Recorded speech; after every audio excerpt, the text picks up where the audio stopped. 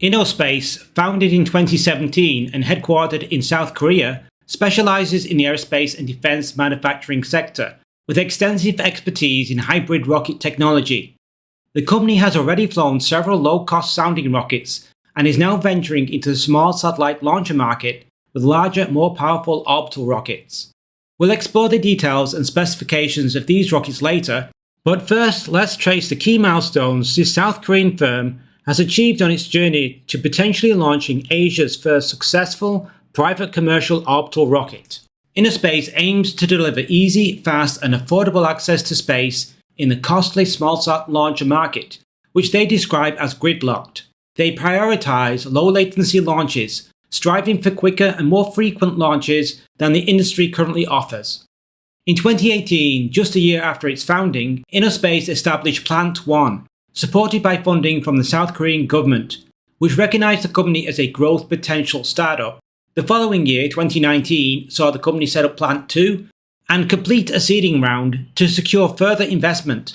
By 2020, InnoSpace had developed a 15 kN thrust engine and expanded its global presence by opening an office in Brazil. In 2021, the company secured an operator's license from the Alcantara Space Center in Brazil and successfully developed a 50 kN thrust engine.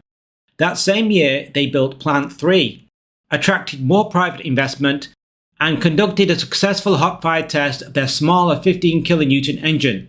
The year 2022 marked further progress as InnoSpace landed its first payload contract with the Brazilian Air Force and established an office in Europe.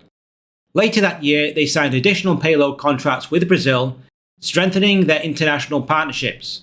In 2023, InnoSpace achieved a significant milestone by successfully test launching their hand-built TLV rocket from the Alcantara Space Center in Brazil. In August of that year, they signed a multi-launch agreement with the Equatorial Launch Australia, with launches to be carried out from the Arnhem Space Center in Australia. This is a 5-year contract ending in December 2028, with first launches tentatively scheduled for 2025. Arnhem has designated InnoSpace as their first resident launcher, which means they are classed as a long-term client of the launch site. Throughout 2024, InnoSpace focused on developing and testing their engines, while also expanding their global footprint by setting up offices in the United Arab Emirates. At the 75th International Astronomical Congress in Milan, Italy, InnoSpace actively engaged with over 60 satellite companies and partner institutions worldwide, scheduling business meetings to explore potential satellite launch service agreements and partnerships. The company also promoted its commercial launch plans for the Handbit family to attract new customers. InnoSpace targets launching the Handbit Nano with a 90 kilo, that's 200 pound payload capacity, in the first half of 2025, followed by the Handbit Micro, capable of carrying 170 kilos or 375 pounds in the second half of 2025. Looking further ahead, the Handbit Mini boasts a 1,300 kilos or 2,866 pounds payload capacity and a first stage powered by a cluster of 9 25-ton hybrid engines. It's scheduled for the second half of 2026. InnoSpace went public in July 2024, listing on the South Korea's KOSDAQ market. The company plans to channel the funds raised through the IPO into expanding its production capacity, advancing research and development for lightweight and reusable space launch vehicles, and attracting top talent. So-Jung Kim, CEO and founder of InnoSpace, commented on the KOSDAQ listing. By successfully entering the KOSDAQ market today, we have set a new milestone as Korea's first listed private space launch vehicle company. InnoSpace is committed to accelerating the development of our launch vehicles to achieve early market entry and provide stable, tailored launch services, ultimately growing into a competitive player in the global space market, unquote. InnoSpace adopts methane engine for the upper stage of launch vehicles. InnoSpace initially planned to use a hybrid engine on the upper stage. This is retained as an option, but now customers can choose the new methane engine currently under development. InnoSpace promotes its hybrid engines as safe and cost-effective, relying on paraffin. It's essentially a large stick of candle wax as fuel. This eliminates the need for complex pumps, valves, or intricate plumbing, reducing costs and minimizing explosion risks. So why introduce a methane engine? The methane engine excels at precisely and efficiently deploying multiple satellites into distinct orbits during a single mission. Its ability to reignite multiple times and provide accurate reaction control enables the engine to ignite and shut down repeatedly in space, positioning each satellite into its intended orbit. This feature is important for customers who are increasingly wanting to deploy constellations of satellites into orbit. Sojung Kim, CEO of Innerspace, commented, "With the adoption of the methane engine, Innerspace expects to be able to offer either hybrid or methane engines, depending on the specific requirements of each launch mission, allowing us to provide customers with more flexible and efficient launch systems." Innerspace Orbital Rockets. Innerspace offers a range of rockets with different upper stage engines.